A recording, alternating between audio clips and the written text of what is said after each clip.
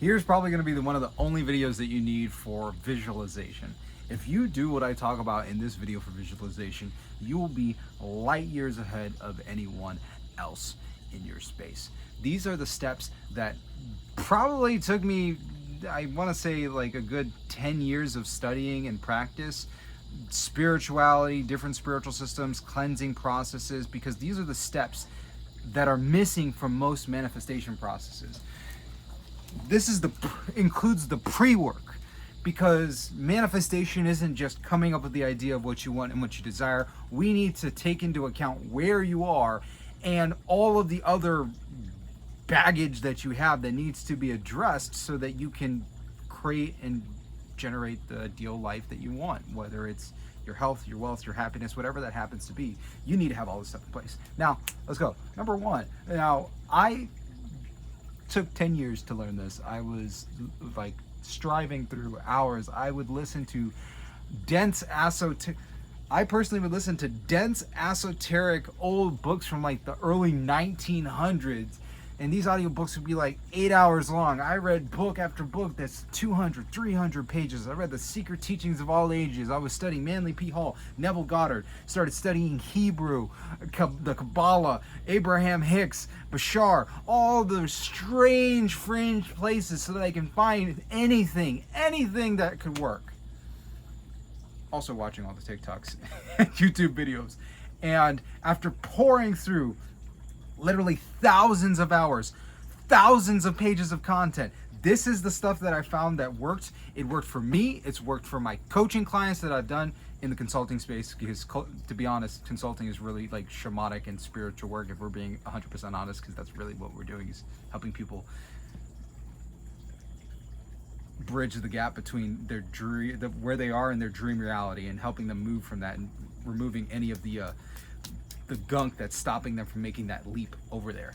So this has helped my clients make their leaps. I've had clients who had amazing, wonderful, lovely relationships. I had one person that I worked with years ago. This guy I knew from like when I was back in my like early 20s. We've known each other for years. I used to go volunteer at the library, and I met this dude, and we talked about all this stuff. We worked. This guy was a hustler. He was working at the library while he was still in high school, ended up leaving high school, graduating, doing all this amazing stuff. We parted ways, came back together a few years later when I started coaching. I gave him the sales system and did these processes with him. And then later on, this happened relatively recently. He came back on to one of my webinars that I did relatively recently, back in like, I think May. And I remember like us talking and all this stuff. And at one point I'm saying like, hey, I'm selling the sales system and the processes on like how to work through all this stuff and how to use it to manifest. And he was like, yo, this stuff is legit. I took what he taught me, and it's the reason I'm in the house that I bought now. This kid is like in his early 20s. He bought a house using this stuff. So I was shocked because I didn't even know that he had done that. I was like, whoa, really, dude? That's what you use it for? I was like, wow, amazing. I'm so happy that you did that. And he was talking about all the other books that I gave to him and told him to read, and he was like, yeah, this stuff legit works. So I was surprised, and I was like, shocker. Now,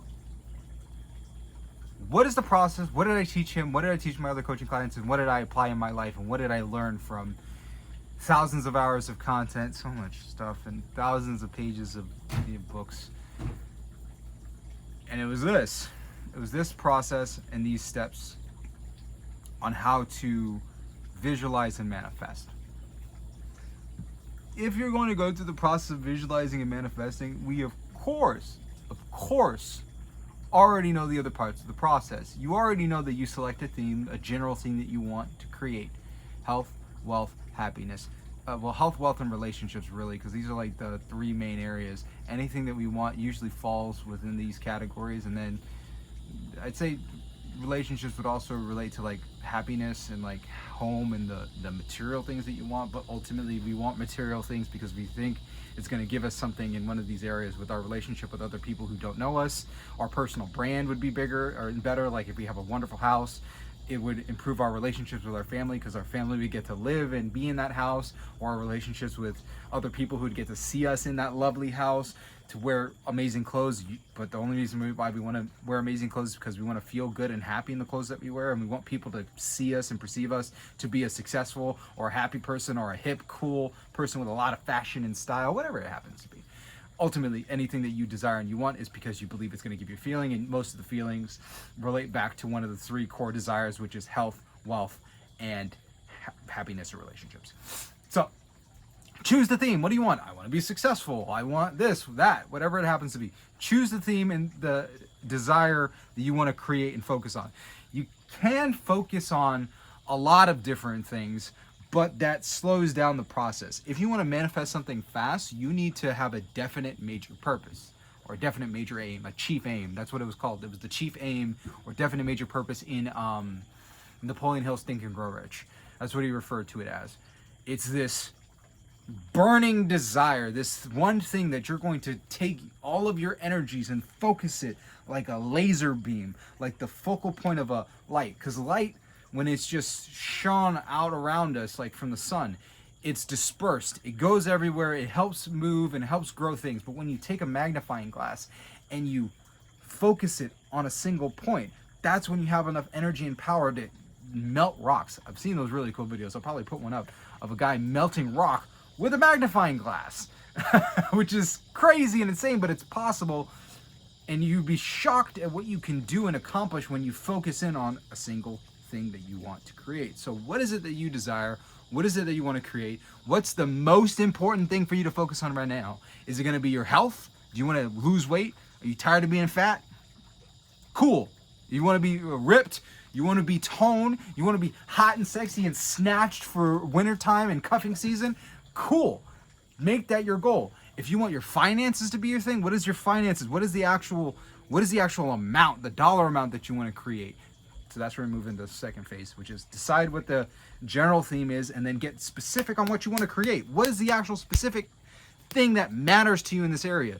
Do you want to go on dates? Do you want to get text from somebody? Or do you want a loving, wonderful, amazing relationship with somebody that blows your mind, that whenever you're away from them, you just feel as though that you're trying to claw out of your chest because you're like, I need to be with you. I need to touch you. I need to feel you. I want to be around you. If that is the kind of relationship that you want, then write that down. Be specific. Get into it. Because nobody's going to do that for you, which is a sad thing that most people get into. It's like, oh, I don't have the relationship I want. Yeah, because you never took the time to specify what kind of relationship that you want. And then you're surprised, like shocked Pikachu, when you get lukewarm relationships. No wonder you got a lukewarm relationship. You never put in your order. That's like going to a restaurant and being like, man, everybody else is getting what they want and I never got my food. No, duh, you never put in your order with the waiter. Write down what you want. Tell the waiter what you want. You can't just tell the waiter, bring me something that I can eat, and then get mad when the waiter brings you something that you don't like. Be specific. So come up with a general theme and then be specific about what you want to focus on at a given time. For the period that you're going to be manifesting, if you want to manifest faster, one of the things that's super important is to find something that's going to be emotionally compelling. It's going to be powerful, and the best things to focus your energy on are goals that are so powerful and so big that they enhance and transform many areas of your life. Those are the best things to focus on. So if you're going to focus on your body, don't just focus on the type of body that you want. Focus on fun activities that you're doing with your body. Like, I want to do a weightlifting competition, or I want to be in a gymnastics. I want to be in a gymnastics class, and I want to be flipping around. I want to do cartwheels. I want to do corkscrews. I want to do I was gonna say ghost flips, but I don't even remember if ghost flips were a thing. I used to do parkour. I had friends who did parkour before. Let me say that I was not flipping that much.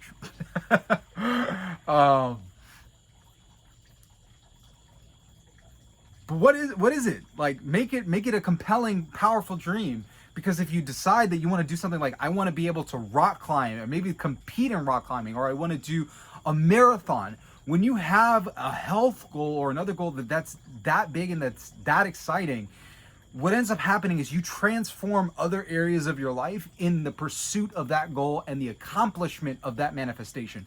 Because to be somebody who's competing in something like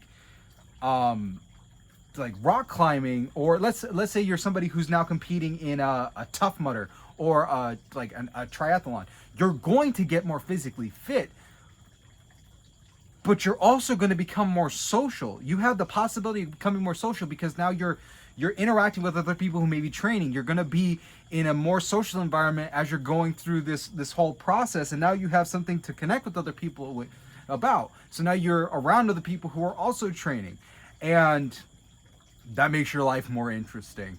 It makes your life more interesting in business because now people know that you're disciplined and that you have the ability to accomplish things that are more exciting. Your personal brand becomes more interesting because now you're multifaceted. You're not just somebody who's copywriting. You're a copywriter who does Ironmans and triathlons, and that makes you more interesting on your social media, on your TikTok, on your Instagram, because you're not just talking about the business stuff. You can start talking about and drawing from your personal experiences, and you can also meet people, and now that's a method of communicating and connecting, because you never know who you're going to meet in a training environment like that. I've met people in like spiritual. I love spirituality.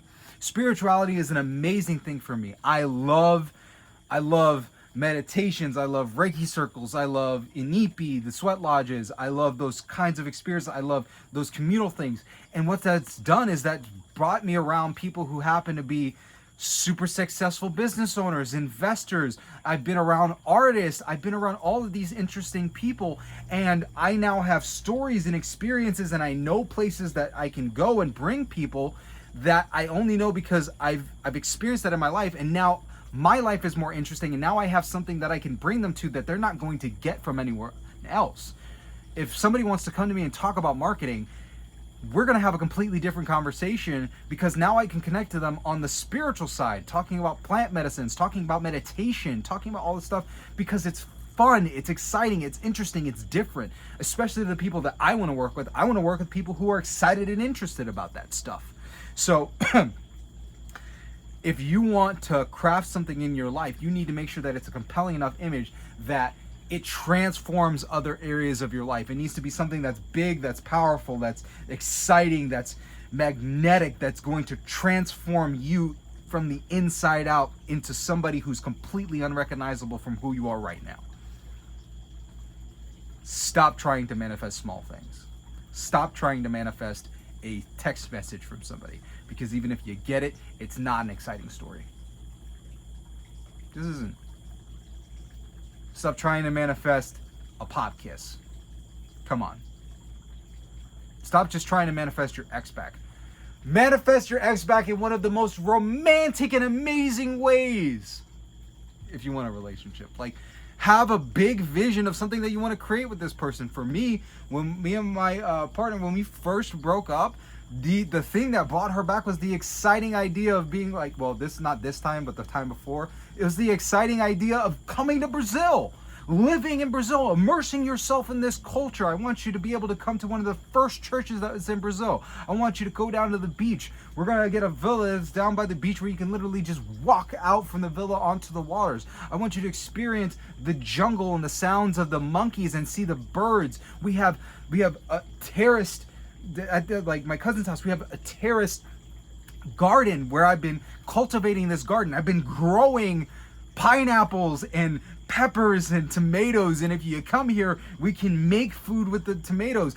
We have a neighbor who does lime, so I can make you caipirinhas, which are a national Brazilian liquor drink, and I can mix it. I learned how to make it, so if you come down here, I can make this in this place, and then we could tend to the dogs and the animals and the cats and have fun and enjoy ourselves and go off into the center of town and dance and listen to music and go out to eat at these wonderful, amazing places. And then we go out for gelato afterwards. We're going to have so much fun, and you can learn the new language. You can experience the beauty of Portuguese and have everybody that you walk past tell you boa tarde, bom dia, boa tarde. You could walk down the street and see a horse just walking by itself. Nobody with a horse, just a horse. There's a horse in town that just gets out and just walks around. And that was exciting. It was romantic. It was passionate. I told her other things that we would do. Leave those things to the imagination. But all that stuff was exciting. So I didn't just manifest my SP. I manifested her into that experience. I wanted to go to Brazil. I wanted to experience that. And because I wanted to experience that and I started experiencing that, I had something that was exciting to share. Brazil was for my happiness.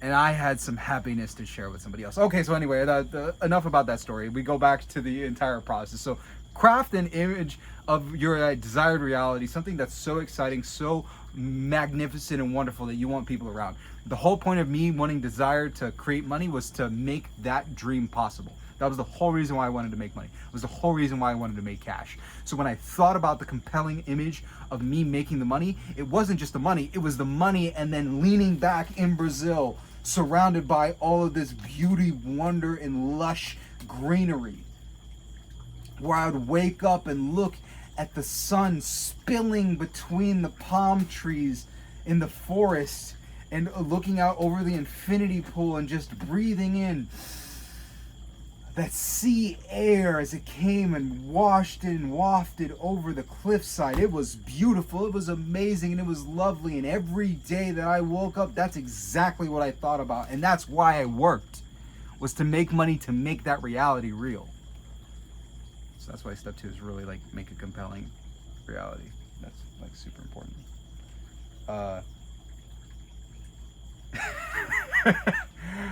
That's where we move on to step 3, which is often left out of the process. We need to take into account what's happening in terms of your emotions and your belief system. To come up with a compelling and amazing vision, what you should do is write down a list of everything that you would have, be, or do if you knew you couldn't fail, money was no object, and you knew you would succeed at whatever you did. Write down that list. Make it as exhaustive as possible. Take 5 minutes. Like, pause the video, go do this. Write it down. Like, write down the list of all the things that you would have, be, and do. What would you want to have in your life? What kind of cars? What kind of houses? What do you want to have? What do you want to possess as? And what forms do you want ownership of or around you in your experience? What do you want to be? How do you want to transform? What kind of person do you want to become? What do you want to be in your life? Do you want to be an author? Do you want to be a best-selling author? Do you want to be a fabulous painter? Do you want to be an amazing musician that goes out on stage and travels on tour? What is it that you want to be? And what do you want to do?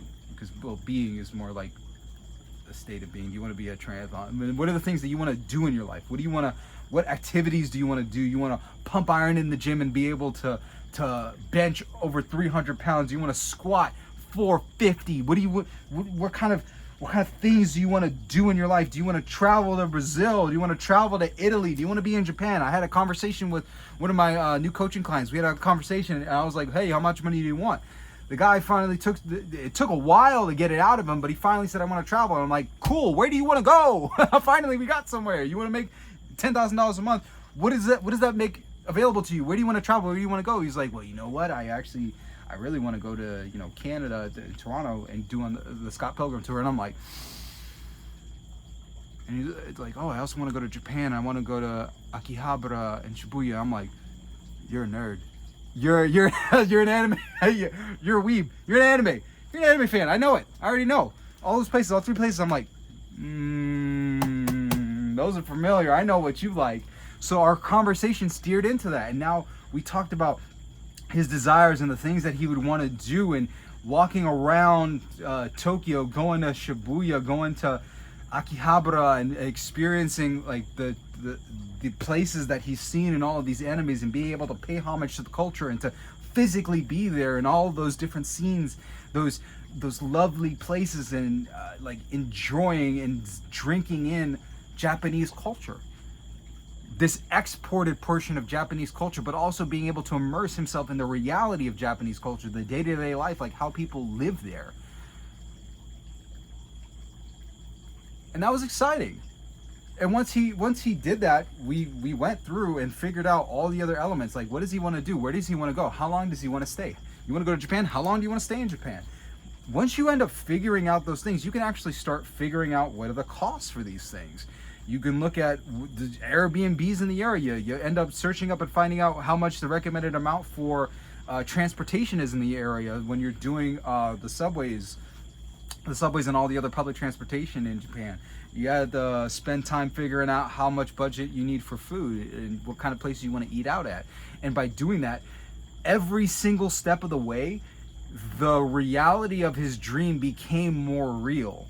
Because instead of just having a vague idea of maybe someday I want to go to Japan, no, he was actually planning out what exactly he wanted to have being do in Japan. What was the actual material reality of being there? What did he want to experience? And by doing that, it made the experience that much more real. So take your time, write down that list. Cool. Pause. After you've made that list, you need to go back and rate the list on a scale of 1 to 10, how believable it is for you to get this thing within the next 6 months. 1 being, no way at all I'm going to be able to get this. 10 being, I can most definitely do this. I can definitely get this in 10 months. There's no doubt in my mind. On a scale of 1 to 10, where does each of these elements on your list fall? When we're deciding on figuring out a chief aim, you want to aim for anything inside of your list that is anywhere between a 7, there's a sweet spot from like 6 to 8 of things that are really exciting, maybe slightly out of your belief range, but it's like close enough that you could feel it. Now, this is the thing that is left out of the manifestation conversation. If there is something on your list that you really want, but it's like a 2, 3, or 1, don't try manifesting it right now. I don't know what it is about people in the manifestation space about telling people that anything is possible. Yes, you're correct. Theoretically speaking, anything is possible. You can go into the gym and you can lift 400 pounds. It is theoretically possible. There are people who can walk into the gym and easily just throw 3 plates on the side and just get under the bar and squat it because their bodies are built like that. They can lift that weight. They can move it. Other people, that is not the freaking case. If you try to put that on, Snap City, baby, you're done. You're done. You're folding like a panini. You're done. Done. Why? Because you're not built to withstand that thing. The same thing, if it applies and this is the interesting thing, as above, so below. If it applies in one area, it applies in the other. If it applies in the physical world, it applies in the mental and causal world as well. If there are certain people whose beliefs between what they've been taught as a child, what they learned from their ancestors in terms of like their epigenetics, what genetic memories they have experienced that is just part of their body, with their programming that they receive from their parents, their family, and all that stuff up to this point in life, there are people who just believe that they can make money easily and they make it with no problem. There are people that just believe that they can work out and they're amazing athletes and they just believe that. There are people that believe things and they believe that they're just natural relationship and they can get any person that they want. They just believe that. Other people, that is not the case. So when we come into contact with like our desires and that list and the things that we want to create, we want to focus on the things that we have already built up enough belief where we can put our mental energy into creating that reality. It's something that's exciting, that's compelling, that draws us in magnetically because it's such a wonderful, amazing vision. It's like, oh my gosh, I would love to have that. And you're excited every time that you think about it. You're like, you can feel this excitement like a kid, like foaming at the mouth, looking at the presents under the Christmas tree on like Christmas Eve. And you're like, I want to open them. I want to open them. I want to open them. If you're that kid, you know it's there. You believe it's yours. It's got your name on it. If there's something on your list that gives you that feeling like that kid that's looking at that present with your name on it under the tree, then you focus on that thing. You focus on the particularly shaped thing that looks like the Gundam that you always wanted as a kid. You're like, oh, or that very particularly sized rectangular box. You're like, that's a PS5, that's mine. If you have something that makes you excited like that, that should be the thing that you focus on in your list. Problem that happens in the manifestation space is that people who are not applying it and not trying to actually teach people and don't have the feedback from a person who's in that experience, they will tell you, just go and manifest whatever you want. You can have whatever you desire. That's the equivalent of somebody who's sitting behind in the comments telling you, go lift 300 pounds in the gym. Just throw it on the plates and just put your mind to it and do it. If you're somebody who doesn't have the beliefs for that, you gotta work your way up. You can eventually end up believing it, just like you can eventually end up building up your strength to lift that 300 pounds. It may take you a while to get there, but you can build the strength to it. That's why it's important to do the manifestation process for things that have less baggage, things that are much easier for you to believe with your current state and current level of believing. That's why Neville Goddard used the ladder exercise, because most people don't have any like preconceived thoughts about ladders. They're not like, oh man, I could never climb a ladder, man. I'm just the type of person who could never get on a ladder. Ladders just don't show up and come to me like that, man.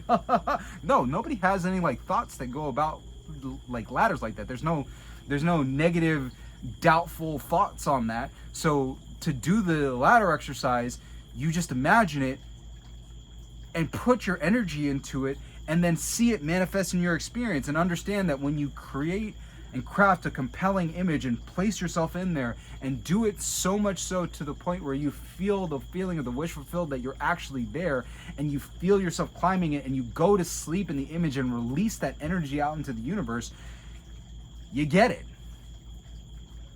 And then you believe in the process, because now you have an experience of the fact that you were told what would happen, you were told to do the process, you did the imaginal act, and then it manifested. You got to see all three phases: the lesson, the act, and the response. So you know that, hey, if I do this again, it'll happen. And then you could do it and do it on something that's slightly different. You're like, oh, I want this. Let me use the lesson, perform the act, and see the response. Oh my gosh, it happened again. And then your belief, you get stronger. You do reps. Manifestation is not a one-off thing. It is not a sprint. It's a marathon. And you train for marathons. You don't just run a marathon raw. You don't bust out the running shoes on a Monday and decide that you just gonna run a marathon. No, you train. You set a system. You extend the duration, the range. You run longer and longer. You get your body's ability to run. Well, you increase your body's ability to run. You increase your stamina. You increase your lung capacity. You decrease the amount of lactic acid that shows up in your body, because you do it again and again and again.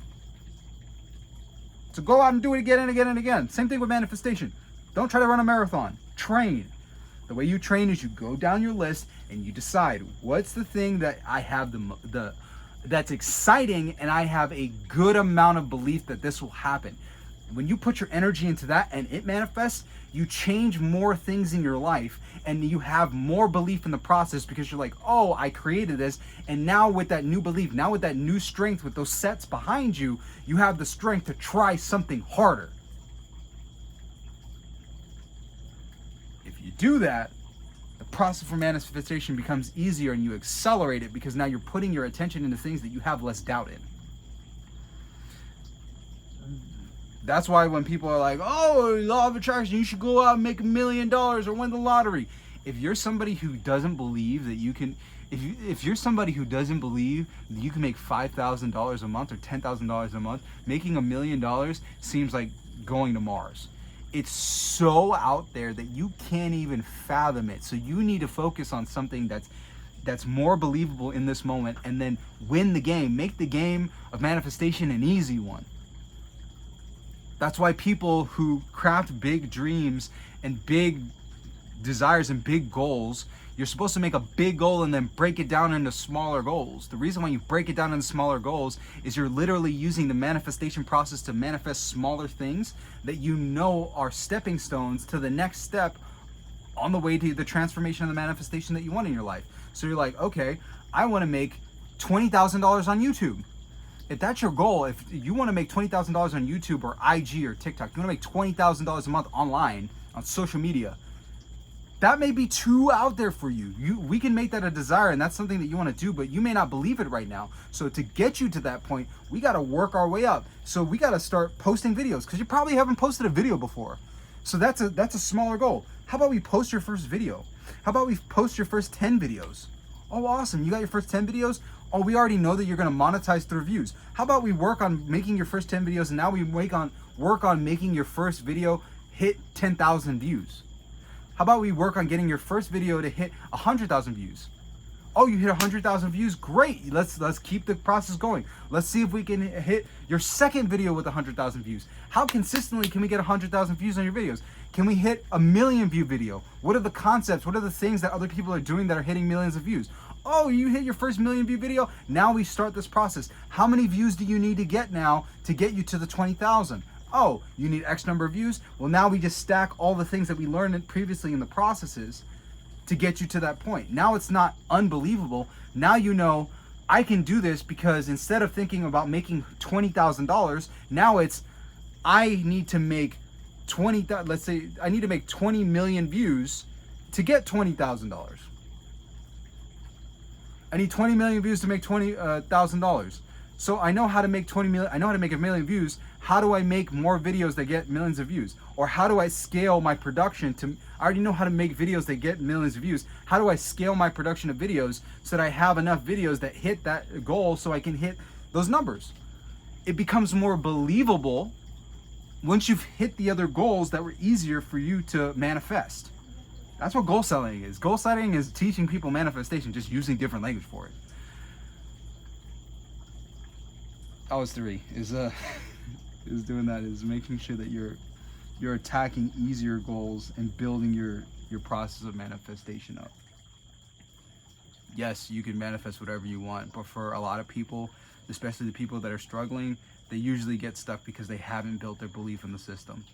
And if they have no belief in the system, they're probably not going to do the act. To be 100% honest, if you do Neville Goddard's work, I'm going to be 100% honest with you guys right now.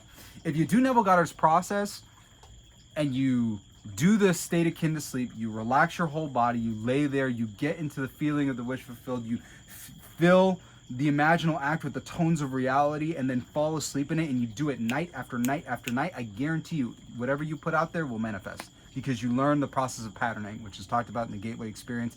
The CIA did a whole docket on it. It was a declassified document. You can check it out. I'll probably end up making a thing about it. I'll have like a place for you to get it down in the description if you want to check out the CIA declassified document on the Gateway Experience. And they basically explain, like, yeah, this is real, this works, patterning, the manifestation, and how to explain it scientifically, and also with reconciling it with religion and spirituality and quantum physics. It's super interesting. Definitely check it out down in the description. But if you do it, it'll work. You don't have to believe in it. It'll work if you do it. The problem is, if you don't believe it, you're probably not going to do the process. That's the problem. It's not that you don't believe it, it's that you don't have enough belief to actually do the process and stick with it until you end up getting the feeling. Most people don't do things that they don't believe. You're not going to go to the gym if you don't believe that you're going to get fit and muscular. Nobody goes to the gym with that belief, like, I don't think it's gonna work. No, you go to the gym because you know it's gonna work. But even if you don't believe in gyms, if you're in the gym and you lift weights and you do the processes properly, if you go to the gym and say, I don't think it's gonna work, I don't know it's gonna work, but you actually put through the reps and you do it, and you have somebody that believes that works, that shows you how to do it, which is usually what coaches and like gurus and other people are for. They're the ones who believe for you until you have belief in the thing. If you do the exercises, you'll gain the muscle. The same thing happens with manifestation. You don't have to believe in the manifestation process. If you do the processes and do them properly, they work. Oh. But that's why you should focus on the things that are easier, smaller goals, smaller things. Have a big dream, massive, no, you want a big purpose-driven thing that makes you magnetic and excited, and then you break them down into smaller steps. You want to make $20,000 a month? What are the steps to making the $20,000 a month? What are the little bits? But you want to be imagining the ideal state of the end. You don't need to imagine all the small states in the end.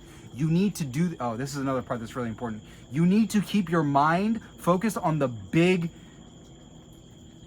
compelling, purpose-driven reality of having the thing already done.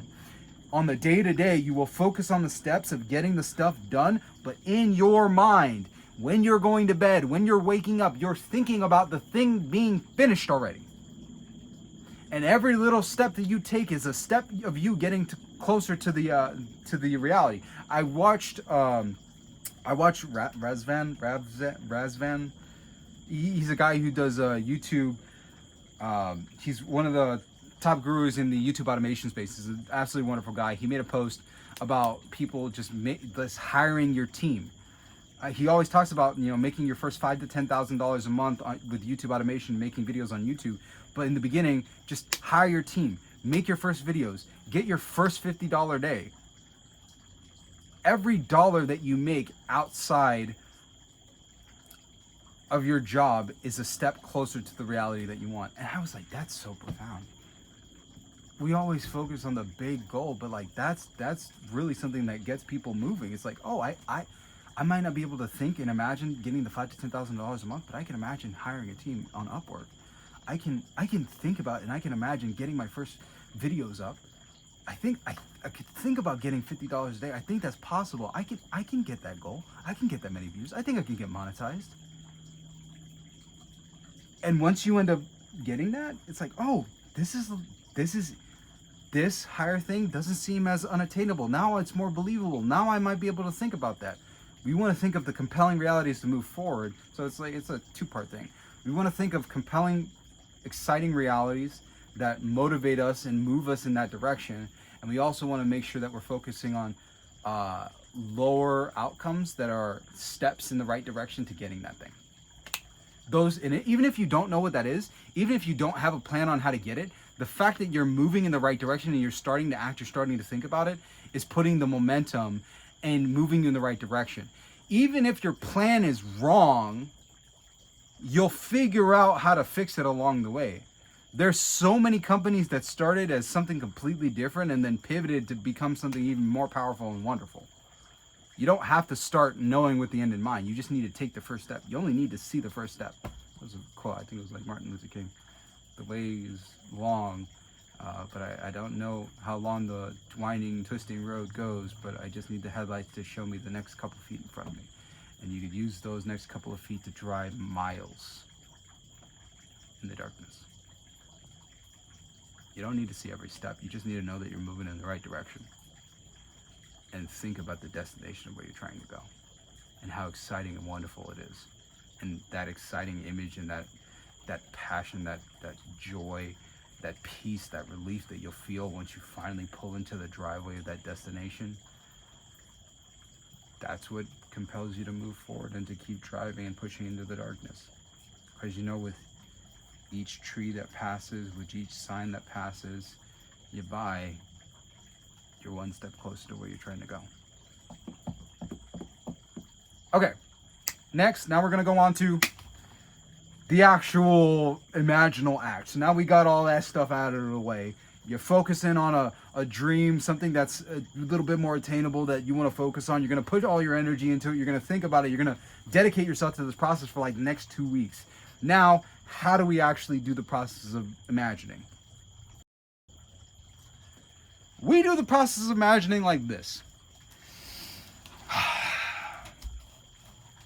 Number one thing is you need to put yourself into a relaxed state. Physically. You need to be somewhere that's going to be dark where you're not going to be disturbed. A lot of people try to practice this randomly at different points during the day, and that's why it gets a little tougher. This is part of the genius of Neville Goddard, because Neville Goddard was telling people to do this before going to sleep. Here's the tip of why it works when you do it before going to sleep. Nobody's going to bother you at bedtime. There's no business that needs to be conducted around bedtime. Unless you're in the nightclub industry, in which case you probably should still be going to bed and not living that kind of life. But we won't go into that. Now, you need to be undisturbed. You need to be in darkness. If you can't tell, at nighttime, it's pretty damn dark. So you need darkness in the space. So there's a lack of light. You need to stop having like lights hit you in your eyeballs. You need to be able to disconnect from the physical space, and one of the easiest ways to disconnect from the physical space are 3 core things that you need. You need silence, stillness, and darkness. SSD. Silence, stillness, and darkness. You need silence. The space around you needs to be quiet. This is why nighttime works so well for the manifestation process. The later, the better. Actually, surprisingly, the witching hour is the best time to do these manifestation processes if you wake up, because sometimes people are waking up relatively early. There are a bunch of spiritual reasons as to why this is important and powerful. In some Western philosophy, they know it as the witching hour. I think in Christianity, they also refer to it as the time where God speaks to people. And in Vedic astrology and Hinduism, the time between 3 a.m. and 6 a.m. is like power time to do meditations. So if you can, you don't have to stay up that late, but you can go to sleep earlier and wake up around that time and then go back to sleep if you need to wake up again later. But that's like the best time, because everybody who has, even the people who stay up late, are usually asleep around that time. So you're only gonna have like early birds, but nobody's communicating. So you have the ability to just focus 100% on your manifested time. So 3 a.m. to 6 a.m., best time slot and best time frame to do it. If not that time, then when you're going to bed earlier in the night, or when you're waking, well, no. Do it before going to sleep. So going to bed. 3 a.m. to 6 a.m., best time frame. If you're waking up and then going back to sleep during that time, works perfectly. Or when you're going to bed. That's the silence. So you need to make sure that everything's quiet around you. There's no sounds, nothing in the space. You're not going to be disturbed. You're going to be left alone. Number 2 is, number 2 would be, I'll say, stillness. You need to actually still the body after making sure that the space is dark. So I'll do SDS. DSS. Darkness. You need to make sure that the space is dark. Nighttime works best. The best times of the darkness are like after the sun goes down. You want the darkness because you need to have that dark space for you to project out the images in your imagination. It's much easier. If you're doing it during the daytime, you can use an eye mask or blackout curtains and close out the room. You just need to be in a space where it is physically dark and there's no light going into your eyes. This makes the process of manifestation much easier. If you're trying to do manifestation exercises with the lights on in the room, or lights anywhere else, or there's light spilling in from the side of the curtain, it's going to make it a little bit more difficult for you to disconnect from the physical body. So darkness is number one of the most important things in this process. Number 2, silence. You want it to be quiet. That's why some of the best times for you to do this is 3 a.m. to 6 a.m. There are a whole host of different reasons. Spiritual in Vedic, Eastern, and Western astrology. It's known as the witching hour in the occult. It's also known as the time where, people download messages from God. God speaks to people during those times in Christianity, and in Hinduism and Vedic and Eastern beliefs. They talk about that time being the best for meditations. I actually read that in an amazing booklet that I got from India. It was wonderful. Best times for manifestation, best times for visualization, best time for meditation is from that period of 3 a.m. to 6 a.m. Amazing. Part of the reason why, physically, one of the physical reasons, there are a bunch of spiritual reasons, I'm not going to go into those, but the physical reasons are you're not going to be disturbed.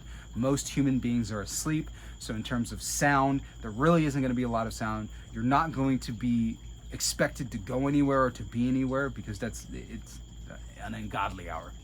Forgive my use the term. It's an ungodly hour. Nobody is expecting you to do anything. No responses from phone calls, text messages, any of that stuff. You're dead to the world. So you can completely disconnect and associate just with your reality that you want to craft, just with your imagined act. You could just completely pour yourself into it and you won't be bothered because everybody's asleep. And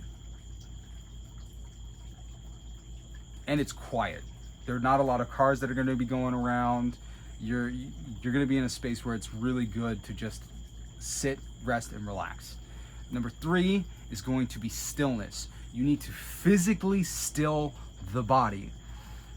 The reason why Neville referred to this as the state akin to sleep is you lay yourself down, or you sit yourself down and you leave the body and you begin to relieve the tension from every area, from your forehead to your scalp to your neck, your jaw, your chest, your back, your stomach, your abs, your obliques, your thighs, your waist, your knees, the calves and the ankles and the feet and the toes. Every last bit of you needs to relax, and also your shoulders, arms, head, shoulders, knees, and toes, everything. When you put yourself into a physical state of stillness, Neville didn't have the words and vocabulary that we do now to explain this state, but Neville was teaching people how to go into the state known as hypnagogia, or the theta wave state. Hypnagogia, it's referred to as hypnagogia in psychology. It's the theta, you're putting your brain into theta, which is associated with the space between wakeful, or like alert wakefulness, and deep sleep. It's a space of stillness, deep creativity, and focus and drowsiness. It's a drowsy state.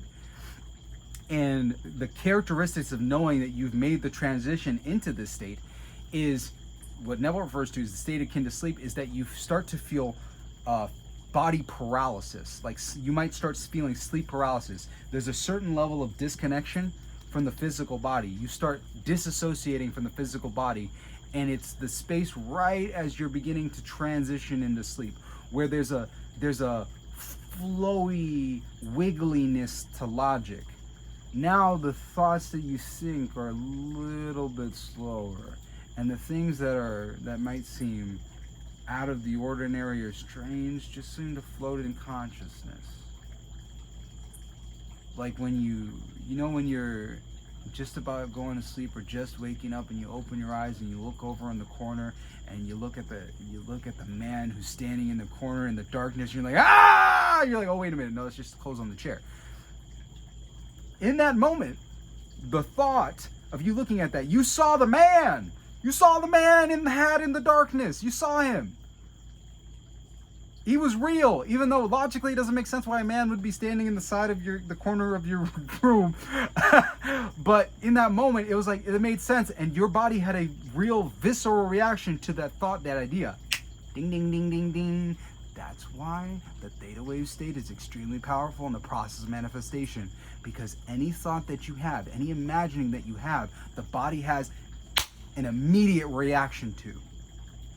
There is no disconnection between the conscious and subconscious mind, meaning everything below the neck, the feelings in your chest, the feelings in your stomach, the feelings in your loins, all that stuff is connected intimately with whatever is thought of. There's no, the rational mind that usually filters out thoughts and protects the subconscious mind is not as active in the theta wave state. So anything that you imagine will be felt totally by the body.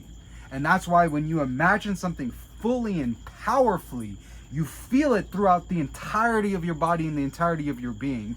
When you're in the theta wave state and you imagine the reality around you, it's no longer just a vague image. You can actually create and craft something that's an idea that's so strong, so clear, and so real that you could hold an apple in your hand. It's no longer just the idea of the word apple or a vague, misty image. If you concentrate hard enough in the theta wave state, you can actually feel the apple in your hand. You can smell the familiar smell of an apple. You can run your fingers ever so gently across the film of the apple and remove the film of the apple and look at the shine and take your teeth and sink it in and feel the apple in your mouth as you chew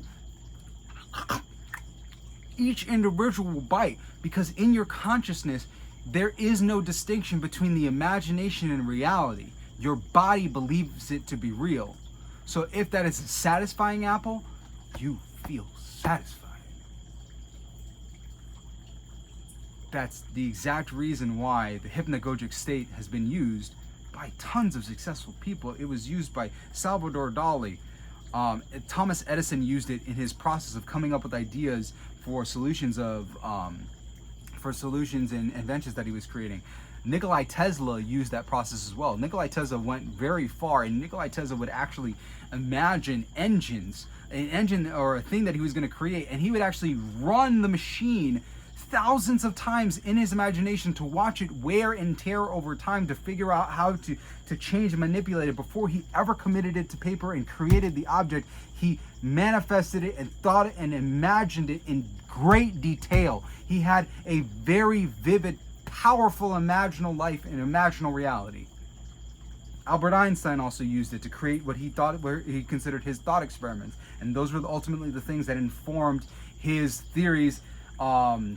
His theories and his mathematics was the imagined stuff that he did when he was going and taking naps. Salvador Dali did it to come up with ideas for his paintings that he was making.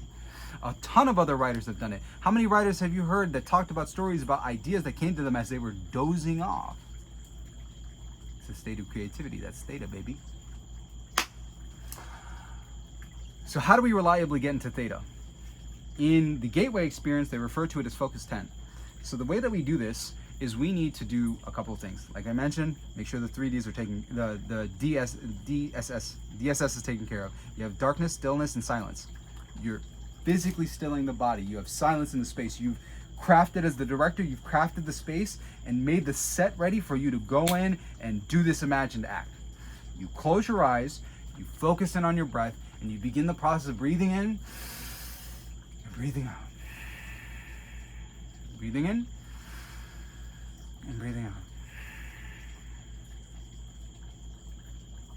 Now, the thing I like about the gateway experience that makes their processes very powerful is that the gateway experience and the Monroe Institute, they had steps in the process that led up into going into focus 10, hypnagogia, and the state akin to sleep. Before you go into the state, you need to go through the preparatory process. First thing that you do is you dump all of the things in your head into a box. This is an emotional clearing. You want to get this stuff out of the way. We're typically bogged down by old patterns of like relationships, money problems that we might be dealing with,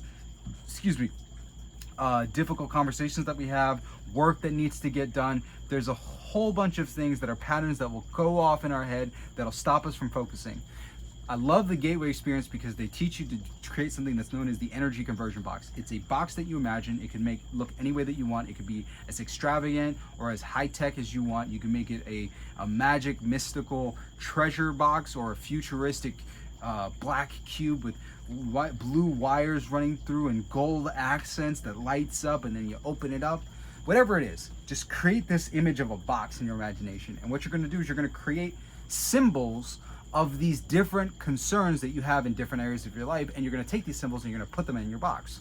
These are the symbols that I use. So before I go into the rest of the symbols, you do the energy conversion box to clear your mind. You have an energy clearing exercise where you clear out negative energies and negative emotions out of the body. You want to tune the body to how you want the body to feel. Move energy from the bottom of your spine to the top of your head. So You want to create and craft an energy movement in your body. You want the energy moving and flowing inside of your body. You want to feel good. You want to feel good prior to going into this, and then you go through the process of relaxing the body, relaxing each portion of the body, resting, releasing, until you feel the body get to the point where it's just completely relaxed. That's the state that you should be in before crafting an image. Because when you do that, when you withdraw the attention away from the physical body, that's when you can put the most energy and attention into the imaginary reality, and use those imaginary hands, those astral hands, that astral body. There's a body that exists in our imagination, which we know, but we don't know how far we can go in using this body. If you still your body, you could put more of the energy that you put into this physical body into those imaginary hands, into those imaginary legs, and move them around in imaginary space and feel things that are real to your imaginary hands. That's how it works. So, preparatory process. Energy conversion box. You want to take images and symbols of the things that bother you, that come into your life, that may come into the way when you're trying to get into this state. You're going to take, for me, these are the things that I use. Please feel free to craft whatever symbols represent the best thing for you. This works for me because this represents my work in different areas of my relationships. For one of the first things I do is relationships. Any relationships that are important, that are like weighing and pressing in on me, general relationships, I'll take my phone. I'll have an image of my phone and I'll take it, stick it in my box. I'll have it, I can pick it up later, I can deal with it later. For now, during this exercise, any of the relationships that matter, I'm gonna make sure that goes in the box. And I'll actually flip through my phone to see anybody's faces that are people that I would wanna have conversations with, or are particularly important, that might come up in my mind. I make sure to put them in there. And if they're somebody who's really big, I'll actually have a Polaroid picture of them, and I'll take that Polaroid picture and put it in the box. Because sometimes when I put the phone in the box, it's not enough, and this person's idea, the idea of them or the conversations I have with them will continue to play. So if that's the case, I'll take an image, that Polaroid picture, so I could look at them and be like, okay, I love you, I care about you, I care about our relationship, I care about the problems that we need to deal with, but we're gonna deal with this later. For right now, you're going in the box.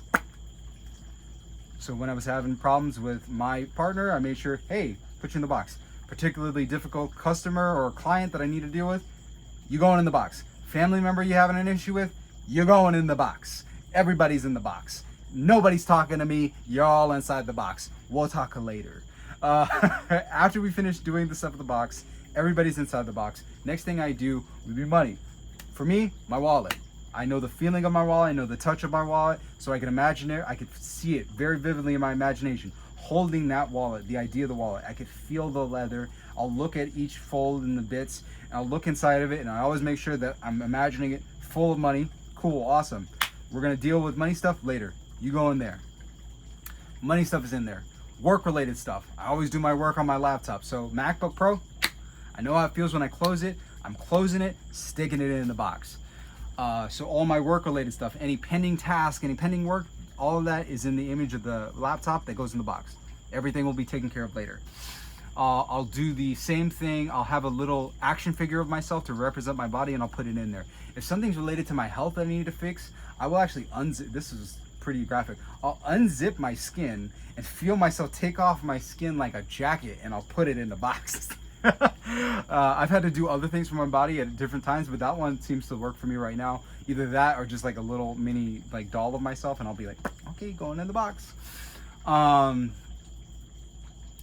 put in, afterwards I will put in another image for like I'll reach into my chest and pull out a black orb, a black ball, like pondering the orb. I'll take that black orb of any negative emotions or heavy negative feelings that I haven't dealt with yet, and I'll be like, hey, yeah, you guys, we going in the box. Another one that's part of the gateway experience that Bob Monroe mentioned to do is to take the fear of leaving the body, because the gateway experience also helps people with astral projecting and leaving the physical body. He recommends a magic carpet. Imagine a magic carpet, take it, stick it in the box. That represents the fear of leaving the physical body in the box. And if there's anything that's pressing in your life, anything that's particularly important that might come up in your mind, take it, stick it in the box. Make an image, make a symbol of it, take that symbol, put it in the box, then you close the box, seal it, and then imagine it going away. See it going off into the distance. That's a very important part of the process, because I've noticed when trying to walk people through hypnotic exercises, they will typically find themselves popped out of the exercise if they have not addressed or gotten the things that bother them on the day-to-day basis out of their mind. The energy conversion box is a major, amazing thing that gets you the opportunity to get things out of the way. If anything interferes with your thinking and your focus on the exercise, you can always bring the box back and stick that thing in the box for later. Because there's sometimes, this has happened to me, there are times where things are extremely pressing and I thought I put them all in the box, but it's still there. I will take the thing out of me and I will put it back into the box so I can deal with it later. So it's a great symbol to just get you back into being focused on what you need to focus on for the activity. So energy conversion box, get all the stuff out of your head, get the head junk out of the way. Once that's finished, we move on to the next step, which is an energy clearing process. So for the gateway experience, you're breathing in through the nose, drawing in energy through every bit of the body, through the arms, up the arms. You're imagining this golden energy moving up the legs, up the chest, feeling it pull up in the head. Hold it, and then you're releasing the energy, blowing it out like a birthday candle. And as you blow it out like a birthday candle, feel negative, stale energy moving out through the body, out through the feet.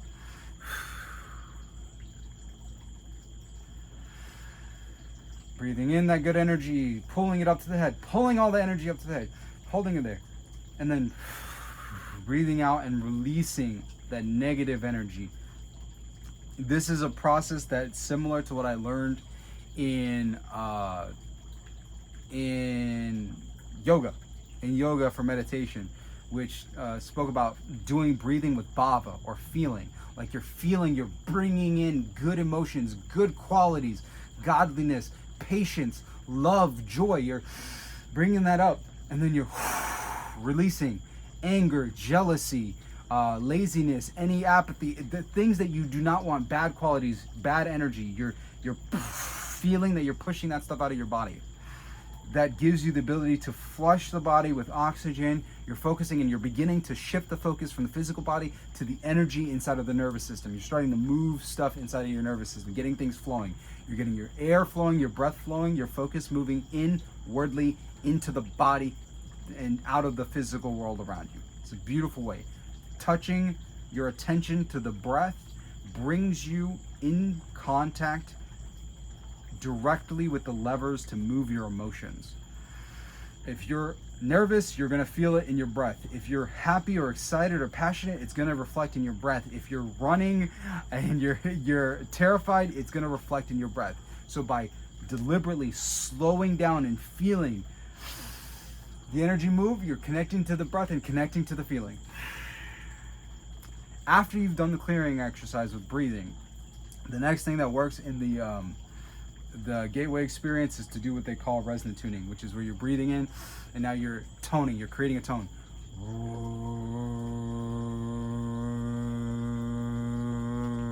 So you've done the clearing, you've began to change the electromagnetic charge in the body, you've flooded the body with oxygen, and now you're deliberately creating tones. So every breath in, you're doing the same thing, breathing in,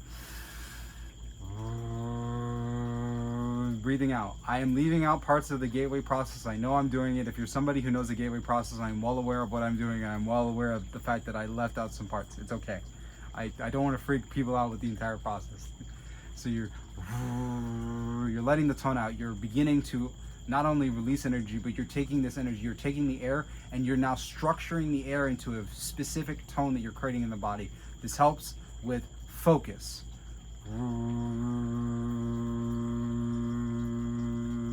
When you're creating sounds, you're not only creating sound for the physical body, you're also beginning to turn the attention inward to other systems inside of the body. You're now beginning to feel your stomach. You're beginning to feel your bones. As you do the toning, you should start feeling the bones in your body begin to vibrate as you do these tones.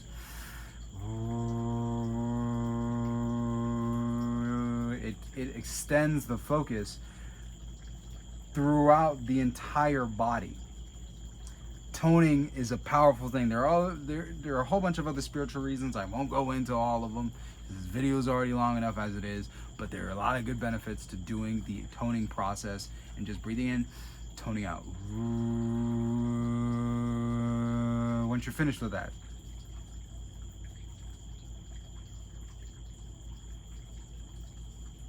I'm not going to go into the energy conversion ball. Not the energy conversion ball. I'm not going to go into the reball. The energy or the affirmation, because you don't really need all of that stuff. You've already got the process. Next thing you need to do is just relax the body. Just physically relax the body. You can start feeling energy swirling around the body as you do this, but physically just relax the body. Relax each part. Release the tension in your eyes, around your eyes, your scalp, your head. Just piece by piece, go from each part of your body and just continue breathing until you've relaxed all parts of your body. Your neck, your shoulders, your arms, your hands. I'll do a guided meditation to help people out with this, but for now, just understand the process is just relaxing the body, relaxing each individual piece, part, boop, boop, boop, boop, boop, down to your legs, and then relax and feel yourself in the whole entire body as you breathe. And at a certain point, with relaxing, you'll start to feel your body become very heavy. It'll be a distinct shift. Like if you hold your body still for long enough and you focus in on your breathing, you'll go into what is known as state or focus 10, or the state akin to sleep. It's where your mind is awake, but your body feels like it's asleep. Your body is heavy, it is not moving, it is still, and now you have the ability to pour your energy into the thing that you're imagining. Now your imaginal act is what you go into next. You want to imagine yourself not in the future, right now, that you are experiencing the reality. You want to craft as clear of an image of the thing that you want around you as a physical thing that you're looking through in first person. You ever play Call of Duty? You ever play Call of Duty? Survival horror game or anything like that? First person. You need to see through your own eyes. Like you can see your hands. Not third person, not off in the distance. You're right there in the physical body, in the space of what you're desiring to create. And you want to go through this scene, and you want to start using as many of your senses as you possibly can as you go through the scene. And you want to repeat it. You want it to be a repetitious scene. You want to do it again and again, just like an actor rehearsing their lines until things become natural and comfortable. The things that you do in the scene, you want to do it again and again and again and again. And the reason why you want to do it again and again and again is because as you become accustomed to the things that you say or what the other person says, if there's another person in this imagined scenario, you want to put as much attention into different areas. So as you go through it, the first time you may focus, let's say your thing is getting on a cruise ship. There's the cruise ship example where you're on a cruise ship and it's for money. You're on a cruise ship, you're on a cruise, enjoying yourself. You're rich and wealthy, you're enjoying yourself, and you have family members who are coming up to you to have a conversation with you, right? And you end up giving them money and they're congratulating you on all the wonderful things you've done and how you've made so much money. The first time you do it, you may vaguely see the images. Not very bright, not very concrete, not very vivid. But as you do it, you start to realize different things that you may not have noticed the first time or may not have put into the imagined act the first time. You may start to, you're imagining and think of a waiter coming up to you, bringing you a drink, and now you're holding the drink. You take a sip, and now you see your family walking over to you because you're on a pool chair on the cruise, sitting next to the pool with people running around and walking around and having fun, and they're coming up to you, and then you start having a conversation with them. They have the conversation, you give them a stack of money, you give them a stack of $20,000 because it's nothing to you, and you tell them to go have fun and enjoy themselves because $20,000 is not a lot to you at this point. The second time you do it, you may pay attention and you may get another detail. You might actually see the face of the bartender that's coming up or the waiter that's coming up to bring you your drink. You may see their name tag. You hold the drink and now you notice the coldness and the condensation around the glass. And you look inside and you notice that you're holding a pina colada. Oh wow, it's a pina colada. Now I'm seeing the condensation around the glass of the pina colada. And now I can take a sip, and now I can sip and lightly taste the flavor of the pina colada, because I remember how pina coladas taste. And now you see your family and people coming over, and now you remember it's not just them coming over. You take and you put down the pina colada on an end table right next to your chair. You may have not seen the end table the first time you did this, but now you did. Now you saw the end table. Now you have the conversation with them. Now you're noticing the clothes that they're wearing. You do it again. Now this time you're noticing, wow, I'm sweating because it's hot. I didn't notice how hot it was the first couple times. Now when I take and hold the glass, now I'm noticing the difference between the heat and the sweat on my shirt and the coldness of the glass. And now when I drink it, I'm feeling the relief. I didn't notice that I was feeling relief for this. I may have money, but like heat still gets to me, and now I'm feeling the relief of the coolness, and now I feel the coolness of the pina colada as it moves up the straw into my mouth, and now I can taste and feel the texture of the ice. And it's a different texture of ice. It's a particular texture of ice that I'm getting here, and I'm like, ooh, I really like this ice, and I'm crunching the ice, and you feel the ice and the coldness, and now you look over to the side and you see your family coming over, and now you're like, you put them down and you feel the coldness leave your fingers as you stand up and look at them and start talking to them. This is the reason why you do this again and again, because as you do it, you get what Neville referred to as the tones of reality beginning to seep into the imaginal act. And as you continue doing this, as you do it again and again, more and more bits and pieces of information manifest in the space around you. It gets to the point where you're putting more and more attention and energy. Now you start to feel the fabric of the seat that you're sitting on, and you're like, wow, this is actually really comfortable. These cushions are actually really soft. Are these memory foam cushions? Why are they so soft? I didn't notice how soft they were. And then you lean back in this 8th or 7th time, you lean back and you realize, oh my gosh, I got the towel there. Oh, I didn't notice the towel before. Wow. And now my family's coming up, and now when they leave, I notice that they're going and they have their towels and they're gonna go in the water. But now they need to go back, and they're telling me, hey, now I need to go back over to my cabin because I need to go put the money away. Little bits and pieces, things start to connect until there's a moment. And this is why you should be doing it before you go to sleep. There will be a moment. I will say it and I will describe it to you. And I can say it as many times as I can. But until you experience it yourself, it will seem like a far-fetched fantasy. But when you experience it, it is wild, outlandish. And when you do it, you know for a fact that your imaginal act is finished. If you do it enough, if you create the tones of reality powerful enough, you will actually shift from feeling like you're imagining the thing to the point where you snap and now you're in a lucid dream.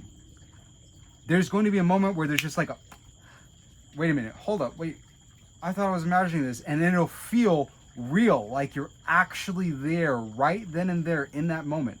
There will be a point where you feel like you are actually having that conversation and like, I'm real, I'm really here, I'm really here, I'm really here. Where it's a lucid dream. You will shift from imagining to having a lucid dream where it'll have a feeling of solidity that feels objective and outside of yourself. Like it has been passed out of you. It is no longer in your body. It's no longer in your control. And now you are just experiencing something going on around you. It happens. I know it happens because it's happened to me. I know it happens because I've read it. I read it before it happened to me. I lucid dreamed before, and when I did the imaginal act and I slipped from an imaginal act into a lucid dream, it was wild. I was shocked. When I woke up, I was like, did that? Was that?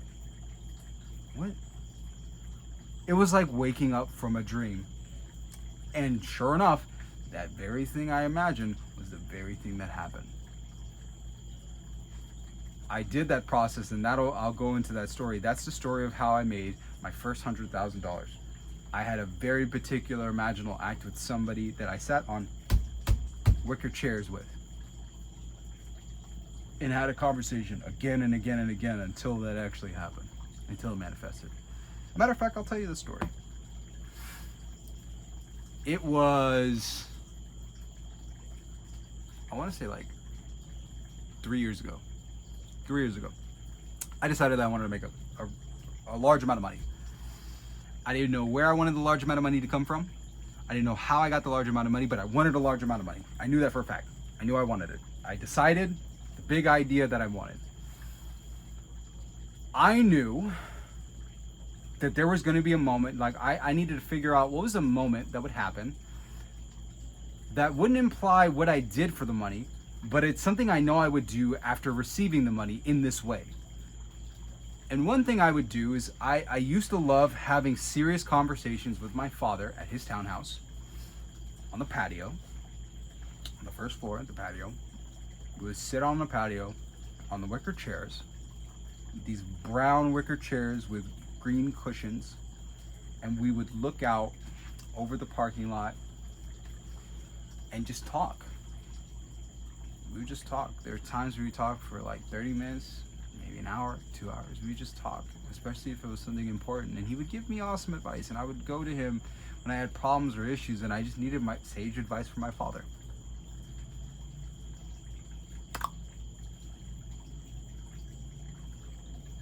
So the imaginal act that I had that made me imagine having money, that was the wish fulfilled, the feeling of the wish fulfilled of having money, was I would go to my father and I would tell him like, hey dad, I need to come over. I'd call him on the phone, like, hey dad, I need to come over. We need to have a conversation. I got something serious I need to talk to you about. All right. And I drove over there, got there. I imagined pulling up, opening the car. My dad's out there. I would get out the car, close the door, walk around the car, walk across the sidewalk, walk over the planters in the areas, and get onto that wicker chair on that slab for the patio there. Walk, sit down on the wicker chair, plop down. When I plop down, I would feel the weight of my body hit the green cushion and hear the creak of the wicker chair and the bending of my weight of the wicker chair as the wicker chair gave a little. I would look over to him and I would feel the air and the temperature around me, and I would tell him like, Dad, I just made a ridiculous amount of money and I need your advice on what I should do with it because it's a lot of money. And he was like, I mean, yeah, there's a lot of things you could do with the money, you know. Like, how much is it? I was like, yeah, it's a lot, Dad, it's a lot of money. He's like, what?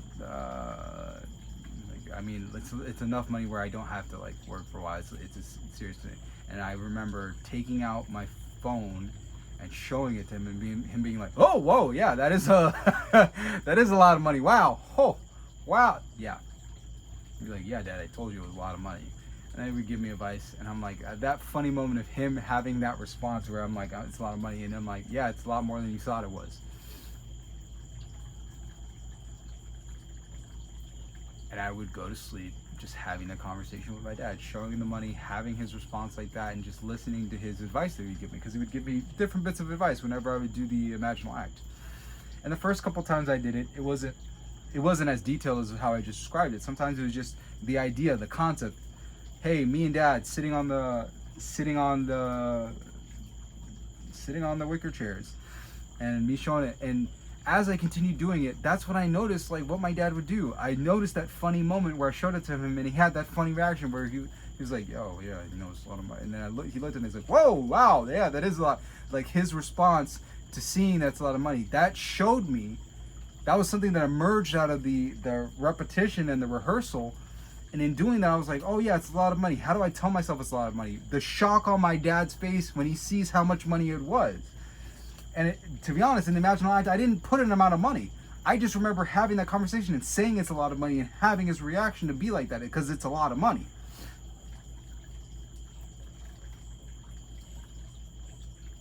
The getting into the car, driving there, calling him, getting out of the car, walking up to the thing, sitting, feeling the wicker chair, the temperature of the space outside, talking to my dad, joking with him about it. I did that again and again, but that was not in the original run through. That's something that came from the rehearsal of doing it again and again, night after night, week after week. I did it for a few weeks. Forgot about it. After I had the moment where you don't have to get it to the point where it becomes a lucid dream, but you just need to get it to the point where you really feel like it's happening, like you're really there, like feel that feeling of relief. As long as you get the tone and the feeling, as long as you get close enough to the tone and the feeling, that's when it's going to happen. So for me, I forget about it, months end up going by. I realized that, you know, I haven't been trading stocks in a while. You know, why don't I just get back into trading stocks? Because I was trading crypto before. I'm like, why don't I get back into trading stocks? So started trading stocks. And then I remembered I had a friend in college who traded options. His father was a hedge fund manager, and his father taught him how to trade stock options. And that's how he paid for his apartment. He ended up paying for a Mustang in cash. This guy had money because he was trading. He knew how to trade options. He knew how to make money. I was like, well, why don't I do that? I could trade options. I could do that. And at that time, I was on Wall Street Bets. This was before Wall Street Bets blew up. To give you a timeline on when this stuff was happening, I started reading the Roaring Kitty stuff. I started reading stuff on GameStop, and I started buying my position in GameStop. My first buys in GameStop were like $15. I started trading options. So I was trading options for Sony and a bunch of other companies, and I started making money. I started making a few $100 here. The first it was like $10, $20, a few $100 here, a few $100 there. And then I started hearing what everybody was saying about GameStop, and I'm like, let me grab some shares. And I started grabbing some shares, started playing some options, started buying some options, longer term options, and then it started. And then I started making some money. I started making money. Oh! And sure enough, it got to the point. I was watching my account go up tens of thousands of dollars a day. Tens of thousands of dollars an hour. Like it was insane how much money I had coming in. It was ridiculous. I think I went to my dad when my account hadn't peaked yet when I went to go talk to my dad.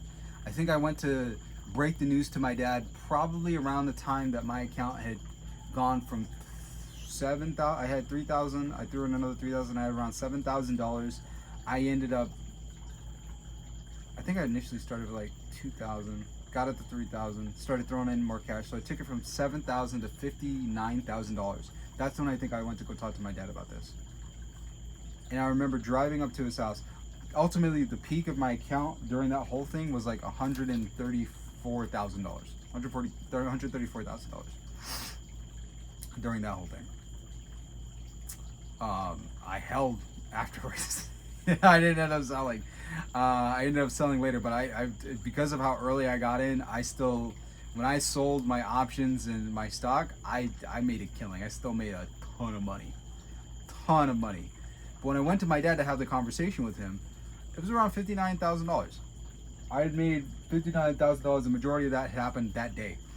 And I remember going to him and driving up and telling him, like, Dad, I've prayed for this. I've imagined having this conversation with you. I remember looking at him in the face and telling him, like, Dad, I'm about to tell you something, but I've had this conversation with you many times before we talked about this. Again and again and again and again. I've told you this. I just made a lot of money and I need your advice on what I should do with it.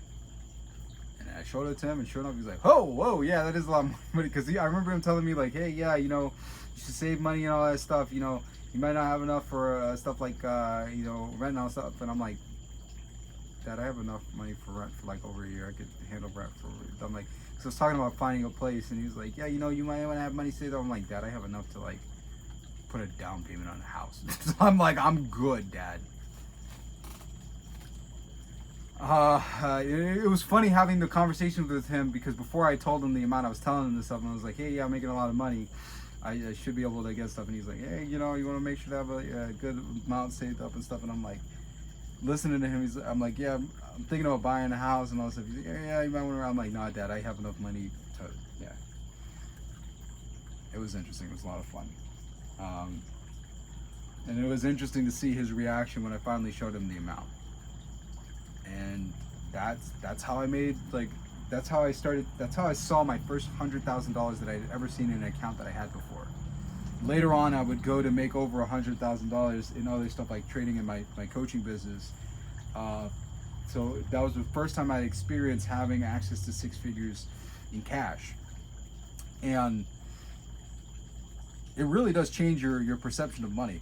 But this is all of this to say that the process works. I know it works. I've done it for my relationship. That's why I have my I have my partner, I have my kid. I have that. I've made over 6 figures using this stuff. I've lost over 60 pounds. I've gained a whole bunch of weight and lost a bunch of weight using this. So I know it works. So I'm sharing it because I know what it's done to my life, and I can't wait to find out in the comments what it does for yours. So let's go through it again, because we went through a lot. You need to go through the process of deciding what is it that you ultimately want. Make it a compelling vision, something that's exciting, something that's fun, something that gets your heart pumping, that's in your belief level. It's something that you believe. If it's something that's out of your current belief level, it's something that's a 1, 2, 3, 4, 1, 2, 3, or 4, don't focus on it. Don't spend your time on it. Focus on the things that are higher, the 6s, the 7s, the 8s, the things that are believable and exciting for you. Put your time and energy into manifesting those. Focus in on one of those things. Make sure that you go through the process of doing the imaginal act at a time that's dark, silent, you're not going to be disturbed, and you dedicate yourself to the process to do this again and again and again, multiple nights, not just again and again and again one night. Do it for multiple nights, up to 2 weeks. Just go to sleep. If you truly do want and you truly do desire this thing, be diligent in the act. You do it again and again.